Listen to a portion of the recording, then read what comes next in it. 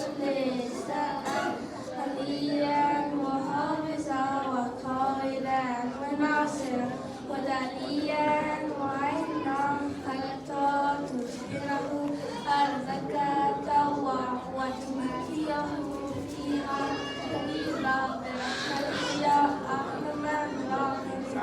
اللهم صل على محمد وآل محمد. For poetry, we have Brother Bakir. اللهم صل على محمد وآل محمد وعجل فرجه. One more small اللهم صل على محمد وآل محمد. Abbas की वफा का अलमदार है अलम, तारीखियों में मरकज़े अनवार है अलम, दस्ते अबू तुराब का शाहकार है अलम, हेले अज़ा का काफिला सालार है अलम। कम है अगर कहूँ उसे अलमास मिल गए, कम है अगर कहूँ उसे अलमास मिल गए, जिसको अलम मिला उसे अब्बास मिल गए।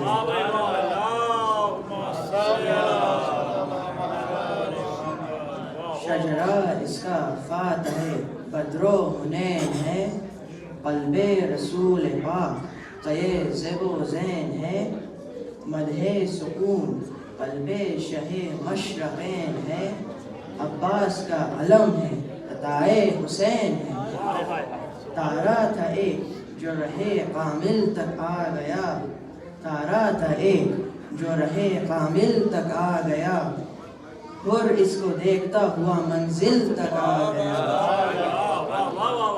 दरियाए अलतश की रवानी इसी से है, पत्थर का दिल भी खौफ में पानी इसी से है, मंसूब एक जवान की जवानी इसी से है, सिमटी हुई वफा की कहानी इसी से है। ऐलान कर रही हैं फ़िज़ाएं ये झूम कर, ऐलान कर रही हैं फ़िज़ाएं ये झूम कर, सांसें हवा की चलती हैं परचम को चूम कर। अब्बास के अलम किए हरफों में है ये शान, अब्बास का है ऐन इसी ऐन से आया है लाम, लाफता के कसीदा का तर्जुमा, और रीम से मुरादे मसीहाएं दो जहां। सीधी सी है ये बात कोई मली है नहीं, सीधी सी है ये बात कोई मेल ही नहीं, अब्बास और अलम में कहीं ज़ैर ही नहीं।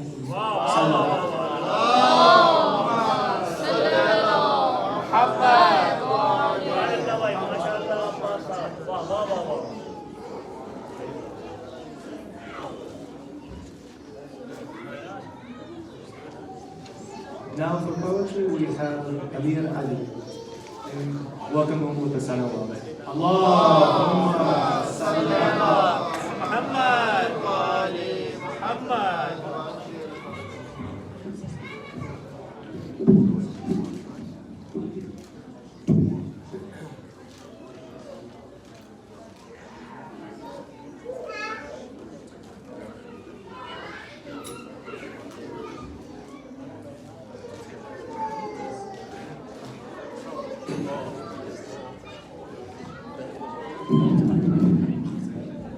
حاشا میخونم با شور و نوا کربلا میخوام و برفت، حاشا میخونم با شور و نوا کربلا میخوام و برفت، ذکر سجود نمازم شده کربلا میخوام و برفت، جدایی هم هست دیدار آقا کربلا میخوام و برفت، هر شبی میخونم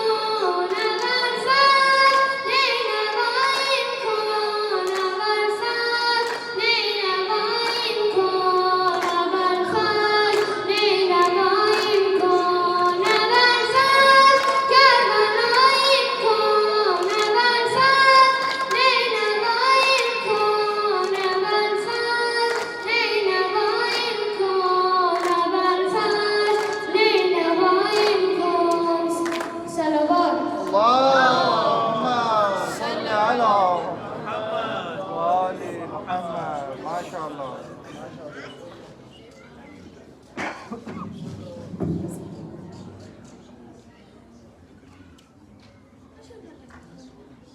Just one more side, brother Akbar. اللهم صل على محمد وآل محمد وعجل فرجه. اللهم صل على محمد وآل محمد وعجل. है लक़ब सैयद सज्जाद अली हूँ मैं भी, है लक़ब सैयद सज्जाद अली हूँ मैं भी, यानी गुलज़ारे मामद की कली हूँ मैं भी, वारिसे दीन खुदाए अज़ली हूँ मैं भी, गौर से देखो वलियों का वली हूँ मैं भी, गुम के मिंबर की कसम नूर विलायत मैं हूँ, गुम के मिंबर की कसम नूर विलायत मैं हूँ, भूल बैठे जिसे हो चाँद वो आयत मैं हूँ, है लक़ब सैयद सज्जाद अली हूँ मैं भी।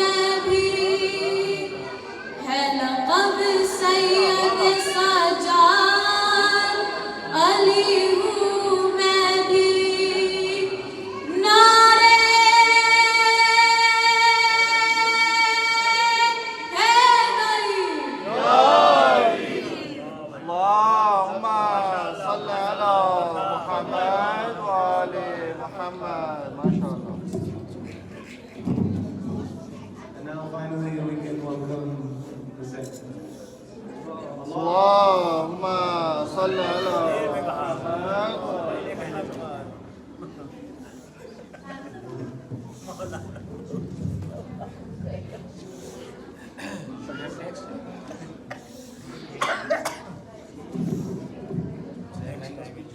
أعوذ بالله من الشيطان الرجيم. بسم الله الرحمن الرحيم. الحمد لله رب العالمين، والصلاة والسلام على أشرف الأنبياء والمرسلين، شفيع المذنبين، حبيب إله العالمين، خاتم الأنبياء والمرسلين، أبي القاسم محمد. اللهم صل على محمد وآل محمد وعلى آله المعصومين. قال الله الحكيم في كتابه الكريم وهو أصدق الصادقين: إن الله اصطفى آدم ونوحا وآل إبراهيم وآل عمران على العالمين. صدق الله العلي العظيم. أما بعد, brothers and sisters in Islam, Assalamu alaikum wa وعليكم rahmatullahi السلام wa barakatuh. ورحمة الله وبركاته.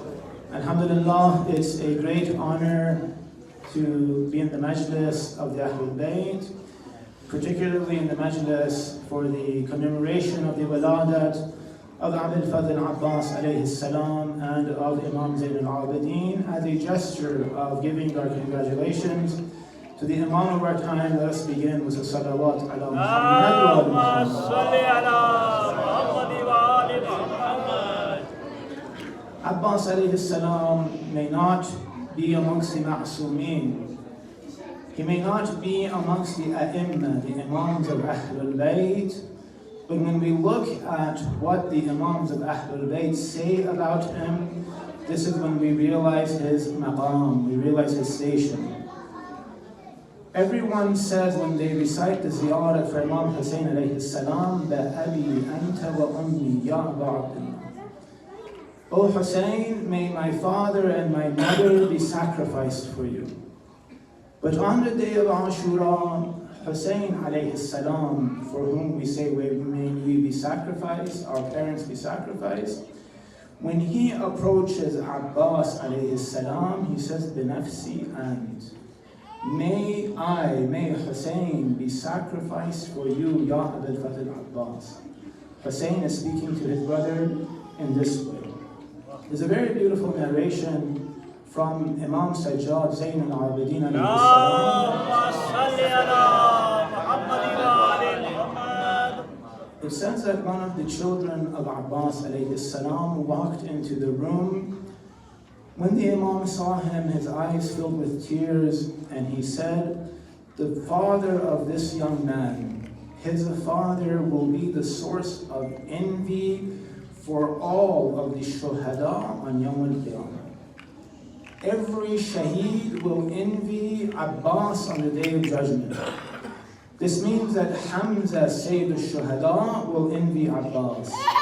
Malik Ashtar, Ammar ibn Yasir, they will envy Abbas alayhi salam on the Day of Judgment. This is his maqam. All of the Shuhada.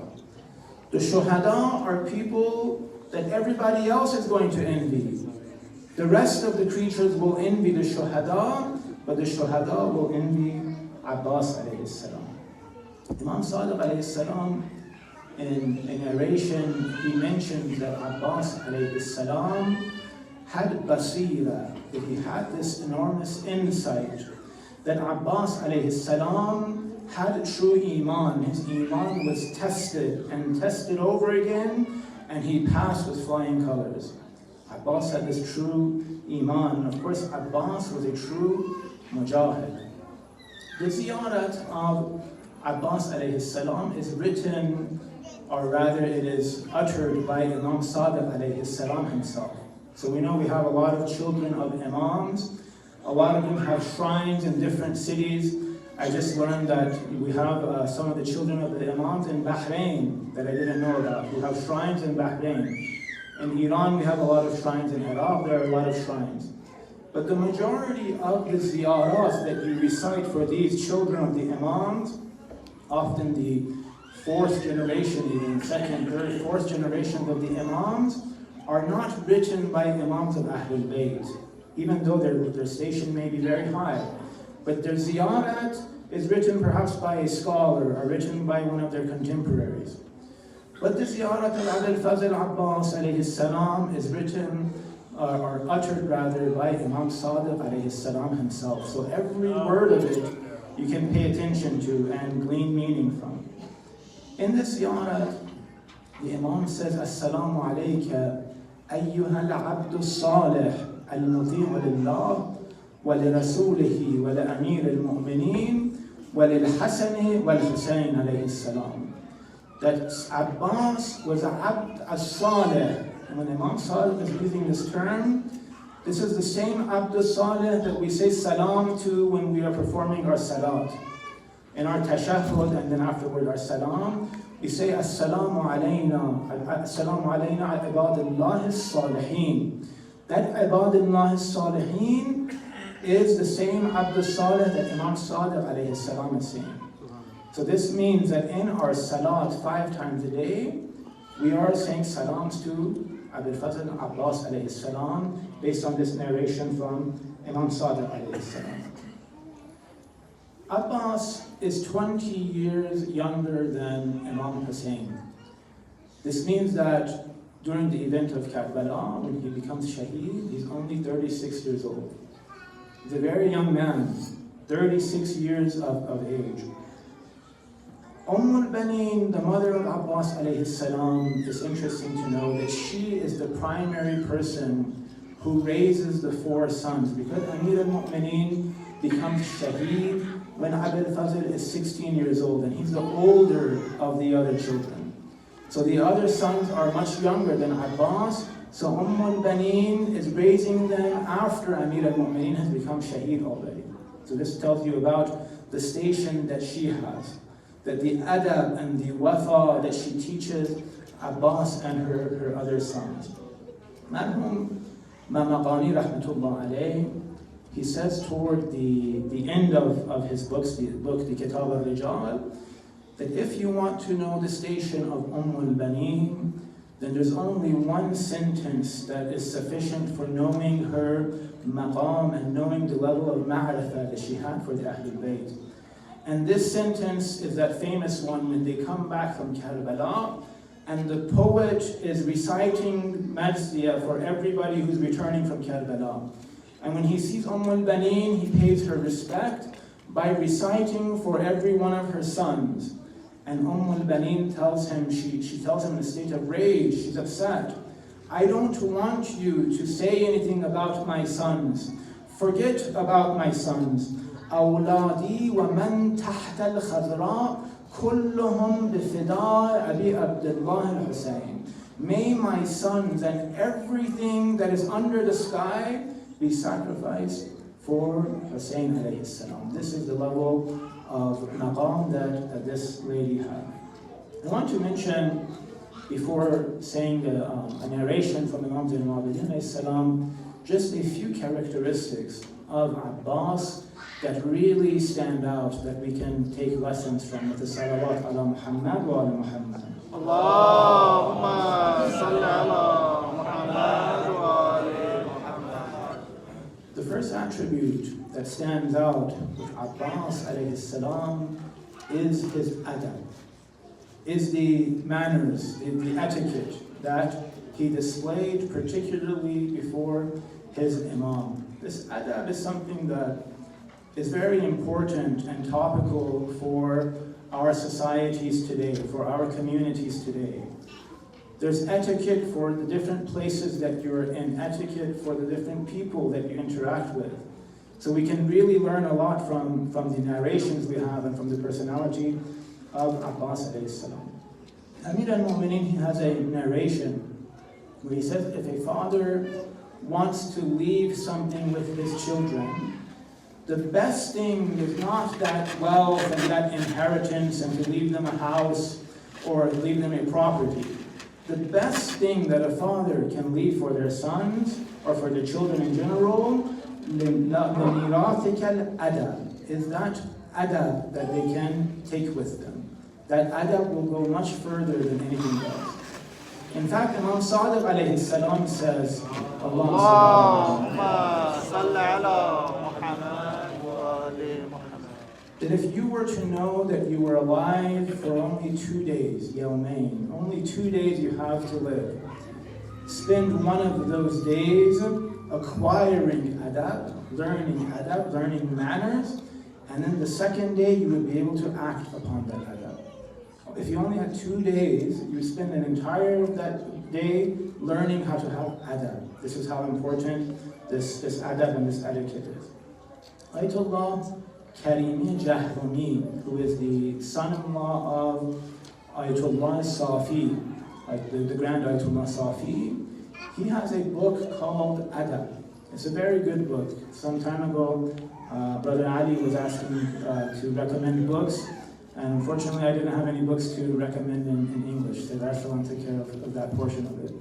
But if there was one book that I could recommend, if it is translated in English, it is this book of Adab by this great scholar, and it's in 12 different sections on the etiquettes that we have toward different gatherings for different individuals. It starts with the etiquette we have with regard to Allah, the etiquette that we have with regard to the Quran, the etiquette toward Ahlul Bayt, how to interact with your teachers, how to interact with your brothers and sisters in Islam, how to behave inside of a masjid, and so forth. So he breaks all of this down in a very nice way.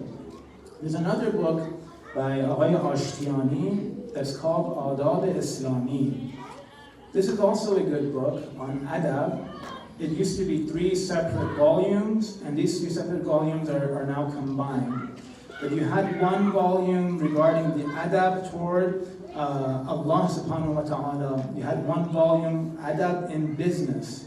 So when you are having transactions in the business sense with people, how to behave, and another volume on the adab with regard to mu'ashara, just dealing with people in the community. These are really great resources. Abbas alayhi salam is the king of adab. When he pours that water back into the river, there is no practical reason that he did that for. We live in a society where we talk about being pragmatic and being practical. Practically speaking, if he quenched his thirst, then he could fight better. Right? He could have reasoned that way. I could fight better. If I quench my thirst, it's not going to make anybody in the camps more thirsty. They're still going to be thirsty, but at least I will have quenched my thirst, and then I can fight. But Abbas didn't reason. He didn't go toward rationalizing this. Why? Because Abbas alayhi salam had adab. He felt ashamed of doing such a thing. Even lifting the water in his hand, he immediately pours it out, and he feels ashamed that he even brought it up to himself. This is the adab that we learn from Abbas alayhi salam. Ala Muhammad wa ala Muhammad sallallahu.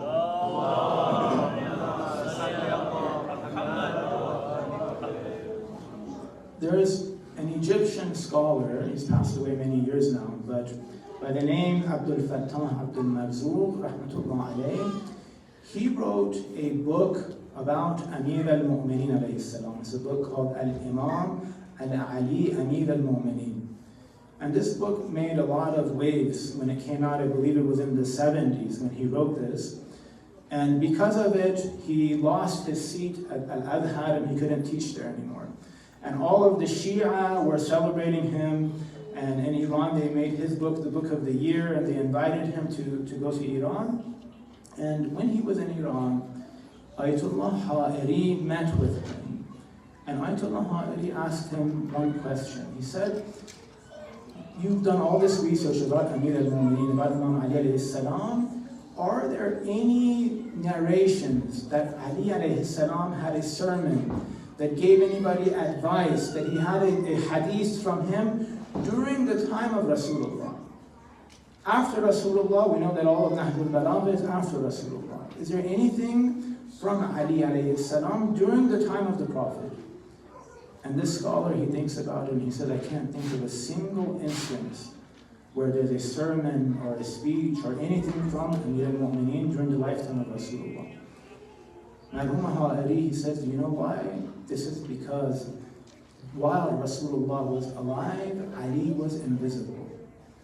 Ali had adab before Rasulullah. Ali himself says that أَنَا عَبْدٌ مِّنْ عَبِيدِ مُحَمَّدٍ صَلَّى اللَّهُ عَلَيْهِ وَسَلَّمَ. He says that I am a servant amongst the servants of the Prophet. This is how Ali saw himself. He never gave a sermon. He never gave a lecture. He didn't come and have anybody report and write down the narrations from Amir al-Mu'minin alayhi salam. He himself says that I obeyed Rasulullah the same way that a baby camel follows its mother. This is how I obeyed Rasulullah. Once when Rasulullah and Amir al-Mu'minin, I'm saying this to get to the topic of adab.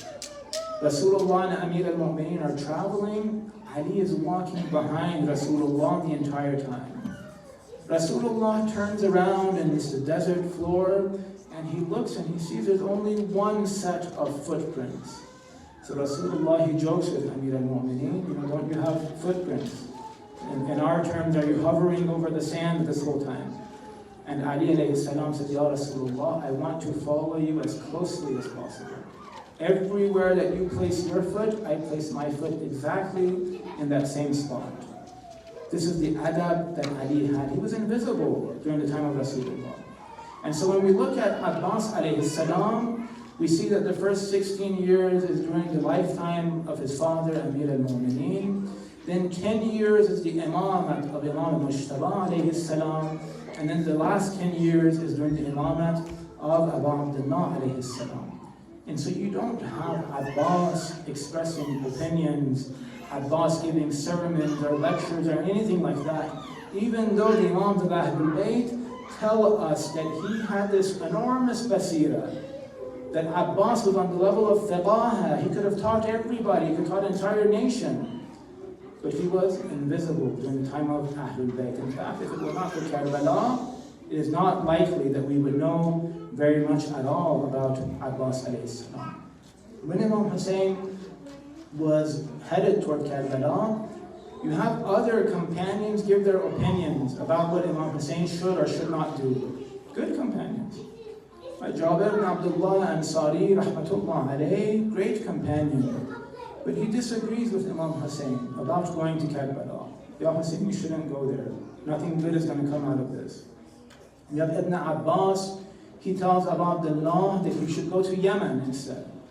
Yemen is safer, it's better for you. Don't go to Kufa. But Abbas alayhi salam, al-muti'u lillah wa li rasulihi wa li amir al-mu'mineen. 100% obedient. There is never a record of some discussion or some debate that he has that disagrees with Imam Hussein alayhi salam. The second characteristic that we see Adil Fazl have is the enormous loyalty that he displays toward Abu Abdullah alayhi salam. It says that Zainab al-Kubra sallallahu alayha was walking behind some of the tents in Karbala when she overhears a conversation. She can hear Abbas is speaking to his younger brothers, and he asks them, Ma ra'yakum ghadan? What are you going to do tomorrow? This is the night before Ashura. What is your decision? We know that for certain we will become shaheed fighting here. And his brothers, they do adab, they say, Abbas, the decision is yours. It is, whatever you say, we will follow you. And Abbas alayhi salam, this is the loyalty that Zainab is listening in on. Abbas says, as long as any one of us is alive, there should be no harm that comes toward Imam Hussein alayhi salam. Our bodies, our lives are going to be shields for Imam Hussein. This is when Zainab al-Kubra is pleased with her half-brothers in this conversation that she is listening in on. Agha Najafi al-Qushani, rahmatullah alayhi, frightening, and they had all of the sound effects and everything for this book. This scholar, he says that one year I traveled to Karbala, and I was on foot, and by the time I reached the haram, apparently there was some kind of a clock tower back then. He said, I stood at the clock tower, and I felt very enervated and weak, and so I collapsed to the ground, and I passed out. And while I passed out, I had a mukashafa. I think it was a few weeks ago we talked about the concept of mukashafa, that some of these great ulama, they temporarily have the veils removed. Either they see things or they hear things, right? This is very common with the great ulama. He says, I had a mukashafa that I heard a voice from the zarih of Hussein alayhi salam. And I heard a voice from the zarih of Abbas alayhi salam. And the voice from the zarih of Imam Hussein was saying, Hal min nasirin yansurni. Is there anybody to answer my call? Is there anybody to help me? He says, I realized then that Imam Hussein is still asking for help. And I heard from the zarih of Abbas where he was saying, Labbayka ya Hussein. That Abbas is still saying, Hussein, I am here for you. I am here to stand for you. Abbas stood so valiantly and loyally for his brother Hussein that Ibn Ziyad, la'natullah alayh, when they take the prisoners into his courtyard, he looks at the flag that Abbas was holding. That today the alam is to represent that flag. He looks at the flag and he examines it. Not a single tear, not a single mark on the flag that Abbas was carrying. And Ibn Ziyad says that this is the loyalty of a brother for a brother. He didn't let the flag get damaged. Ibn Ziyad was surprised by that fact. Ala Muhammad wa ala Muhammad sallallahu.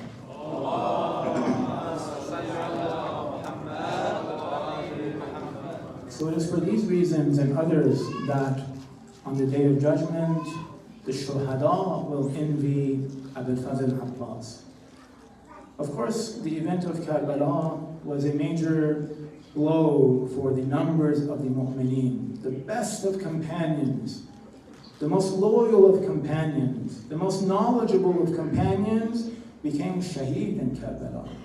And then after that, you had the event of the Tawwabun and the event of Mukhtar. And you had other companions, lovers of Ahlul Bayt, that were killed in those events as well. And then you had the event of Harra, where there's this massive attack on the city of Medina. Yazid launches this attack on the city of Medina. They killed thousands.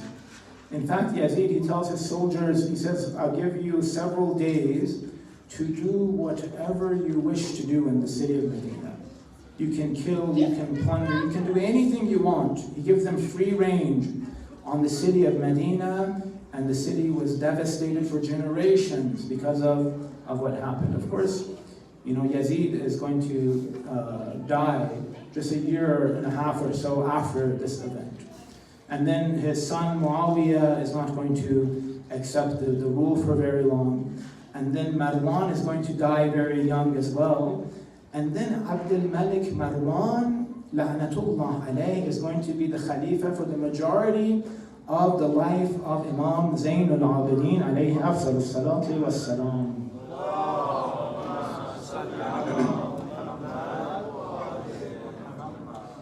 I just want to give you a feel for the life of Imam Zayn al-Abidin, and inshallah leave you with a short dua from the Imam. This Abdul Malik Marwan was extremely ruthless. One of the things he did was appoint Hajjaj ibn Yusuf. Hajjaj ibn Yusuf was known for his murderous nature.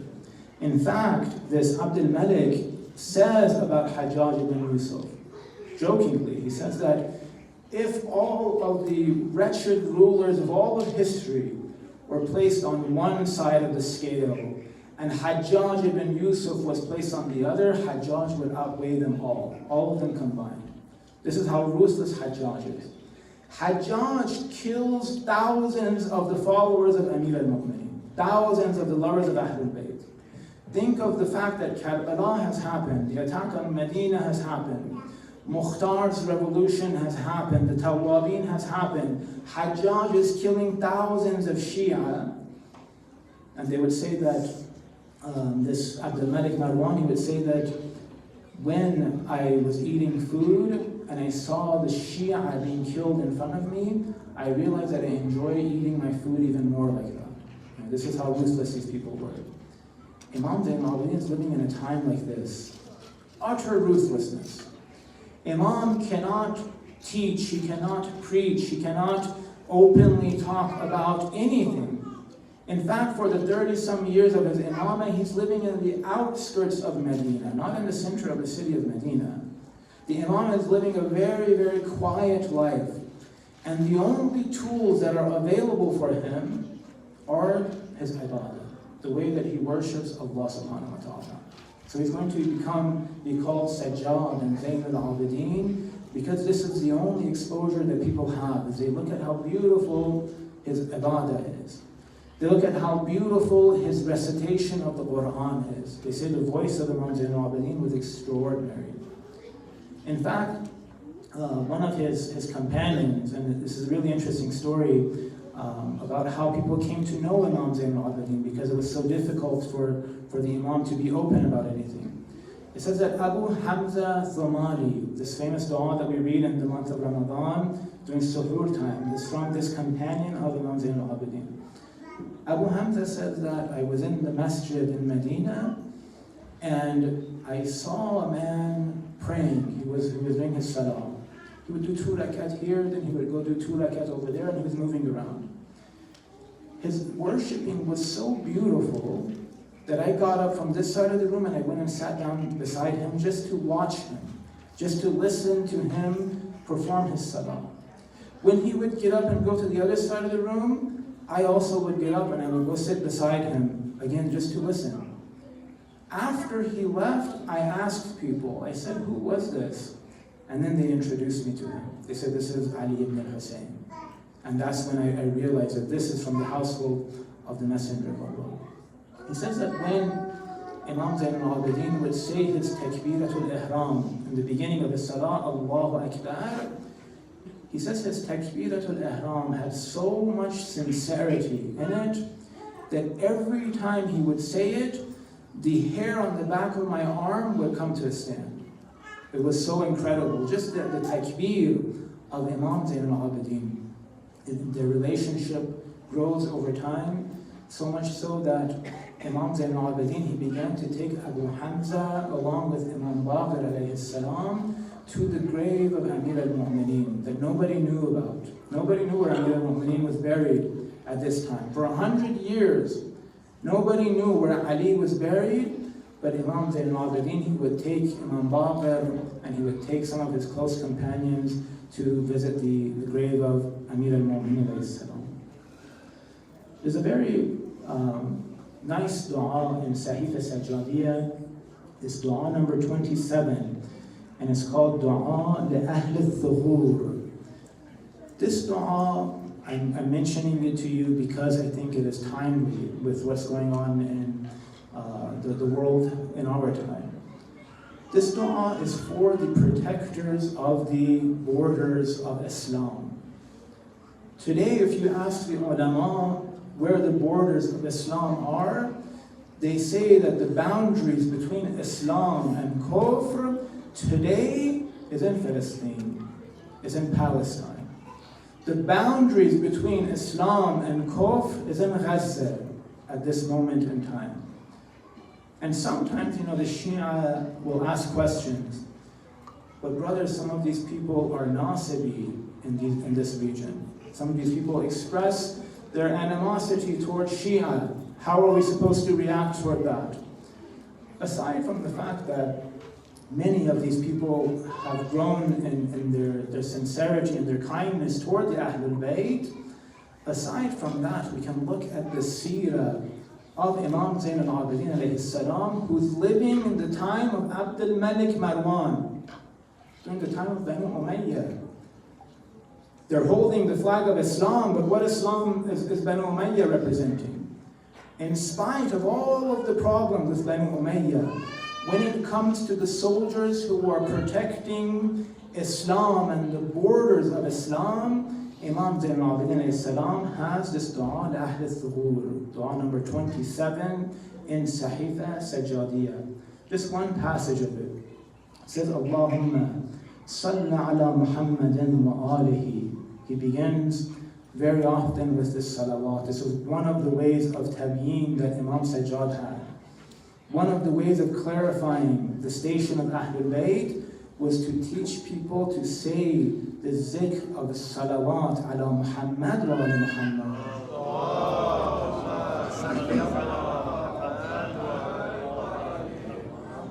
وحسن ثغور المسلمين بعزتك. O Allah, protect the boundaries, the borders of the Muslimin. وأيد هماتها بقوتك, and protect those people who were at the front of the battle with the kuffar.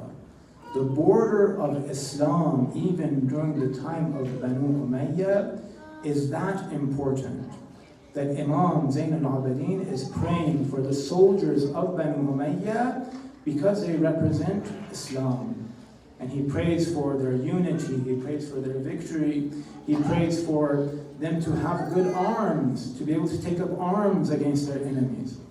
So this is a very instructive dua during our time, where the least that we can do is to make dua for our brothers in Yemen, our brothers increasingly with what is going on in Lebanon, and in Palestine and Iraq and other places of Bilad al-Muslimin.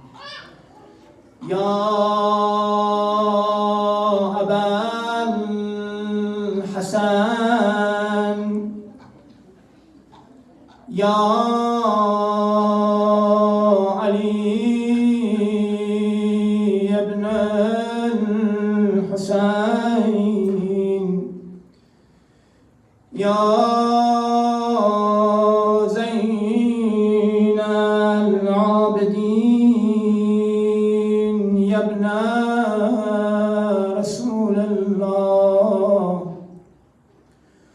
حجة الله على خلقه يا سيدنا ومولانا إنا توجهنا واستشفعنا وتوسلنا بك إلى الله وقدمناك بين